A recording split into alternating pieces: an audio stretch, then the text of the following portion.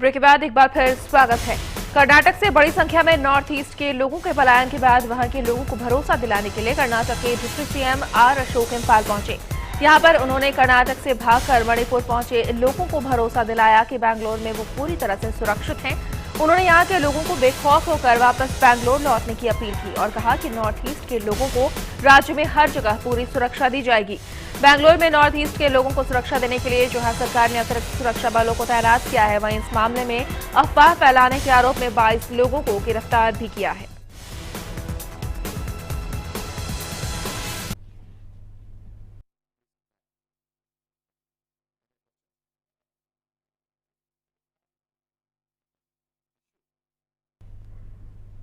बिहार की राजधानी पटना में वीआईपी इलाकों कौटिल्य नगर में पूर्व मंत्रियों और विधायकों के यहां हो रही लगातार चोरी की घटनाओं होने के बाद माननीय परेशान हैं। इन माननीयों का आरोप है कि एयरपोर्ट थाने के करीब 100 से ज्यादा मामले सामने आ चुके हैं, लेकिन अब तक ना ही कोई सामान बरामद हो पाया और ना ही कोई अपराधी ही गिरफ्तार हुआ है। वहीं चोरी और डकैती में लगातार इजाफा ही हुआ है। चोरी की घटनाओं को लेकर वहां रहने वाले सभी पूर्व मंत्रियों और पूर्व विधायकों ने विधानसभा गेट के सामने धरना भी दिया। नालंदा के मुर्गियाचक से एक बच्चों के गायब होने की खबर है। यहां से सौरभ नाम का एक छात्र पिछले 20 अगस्त से लापता है। सौरभ 8वीं कक्षा का छात्र है। 30 अगस्त को वो कंप्यूटर क्लास करने के लिए घर से निकला था, लेकिन लौटकर घर नहीं आया। परिजनों ने इसकी सूचना थाने में दी, लेकिन पुलिस बच्चे को खोजने में अब तक नाकाम साबित हुई है।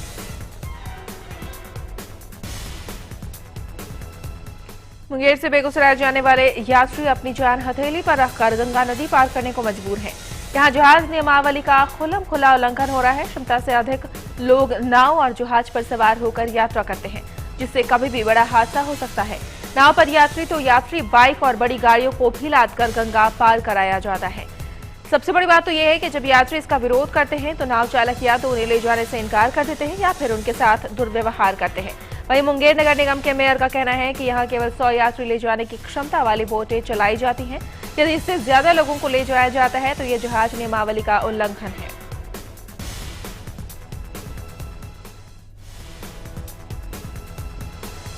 मुंगेर में सदर अस्पताल में स्वास्थ्य सुविधाओं के नाम पर सिर्फ खाना पूर्ति हो रही है। यहाँ मरीजों को समुचित इलाज नहीं मिल रहा, ना तो मरीजों को दवाएं मिलती हैं और ना ही बेड। जो मरीज इलाज के लिए यहाँ आते हैं उन्हें अस्पताल के फर्श पर रहना पड़ता है, साथ ही बाहर बाजार से दवाएं खरीद कर लानी पड़ती हैं। उधर सदर अस्पताल के डीएस का कहना है कि पिछले 2 सालों से सदर अस्पताल के विस्तार के लिए कुछ भी नहीं हो पाया, जिस वजह से कंपनी को बेड बनाने की जिम्मेदारी सौंपी गई थी, उसने काम नहीं किया।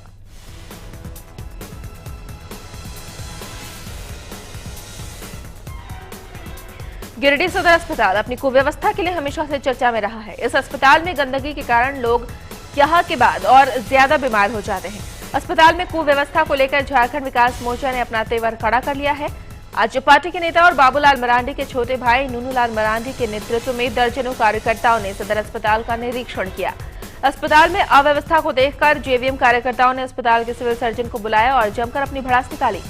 इसके साथ ही ये चेतावनी भी दी है कि अगर 1 सप्ताह के अंदर व्यवस्थाओं में सुधार नहीं हुआ तो एक एक कर सभी कर्मचारियों को कमरे में बंद भी किया जा सकता है, ऐसे उन्होंने धमकी दी है।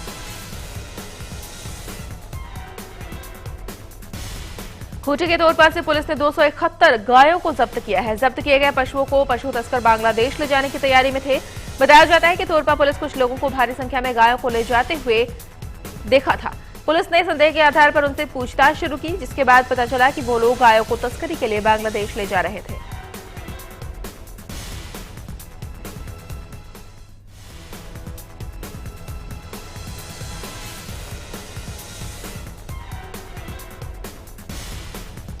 हजारीबाग के बरकट्टा थाना क्षेत्र के खैरा गांव में एक महिला ने अपने 3 बच्चों के साथ कुएं में डूबकर जान दे दी। ससुराल वालों से चल रहे झगड़े से तंग आकर महिला ने ये कदम उठाया। घटना के बाद से ससुराल वाले फरार हैं। वहीं महिला के मायके वालों ने हत्या की आशंका जताई है। पुलिस मामले की छानबीन में जुट गई है।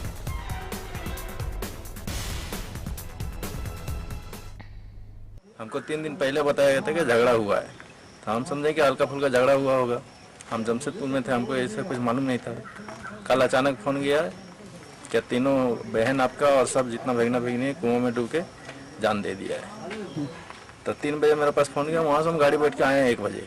अब यहाँ आने से मालूम पड़ रहा है कि यदि वो पानी में डूब के मरा होगा तब तो पेट फूलेगा, पानी पी के मरेगा तो।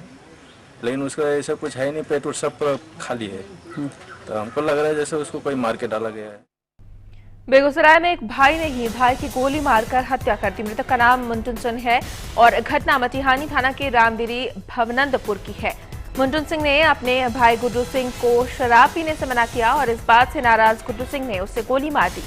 गोली लगने से मंटुन सिंह की घटनास्थल पर ही मौत हो गई। मंटुन के परिवार वालों का आरोप है कि मंटुन सिंह का पड़ोस के ही एक व्यक्ति से जमीन को लेकर विवाद था। जिस व्यक्ति से जमीन का विवाद था उसी ने गुड्डू सिंह को शराब पिलाकर भाई की हत्या के लिए उसे उकसाया था। उसी की बात में आकर गुड्डू ने अपने भाई की हत्या कर दी।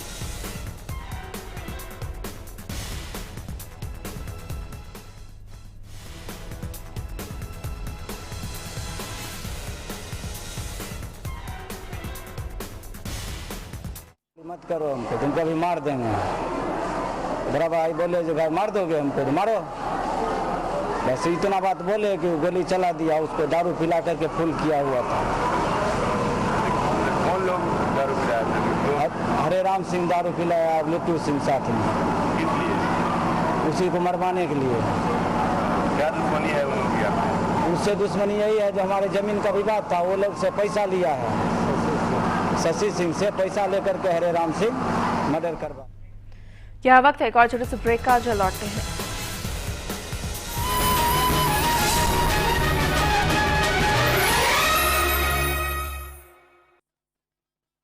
$7 लाख में 2 BHK घर, सभी अत्याधुनिक सुविधाओं के साथ। आपके घर का सपना भी हो सकता है साकार, है ना अपना Vastu Vihar. Gold Mine group of companies, सपना नहीं हकीकत। मैं हूँ सर्दी, मैं हूँ खांसी।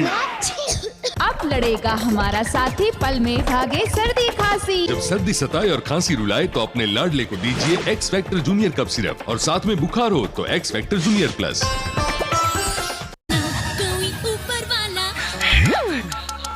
गोरों की पाठशाला।